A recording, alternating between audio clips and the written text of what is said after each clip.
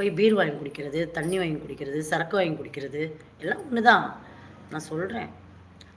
வாங்கி குடிச்சிட்டு ஜாலியாக வீட்டில் வந்து ஊயின்னு கத்திக்கிட்டு அலப்பறை பண்ணிக்கிட்டு சாப்பாடெல்லாம் போட்டு கொடுத்தா அனாவசியமாக சில பேர்லாம் என்ன பண்ணுவாங்க, குடிச்சிட்டு சாப்பாடெல்லாம் தள்ளிலாம் விடுவாங்க. என்ன குழம்பு இது? உனக்கு குழம்பே வைக்க தெரியாதான்னு வேற கேட்பாங்க.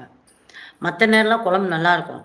ஆனால் அந்த போதையை உள்ளே போட்டோம்னாக்கா இது என்ன குழம்புன்ற மாதிரி பேசுவாங்க. ஏன்னா அது வந்து அவங்க கண்ணுக்கு இது குழம்பு மாதிரியே தெரியாது. ஐயா வந்து டபுளாலாம் இருப்பார். அந்த மாதிரி இருக்கும்போது நீங்கள் வீட்டில் இருக்குங்க ஒய்ஃப்லாம் சொல்கிறேன், அமைதியாக இருங்க, ஆடட்டும்.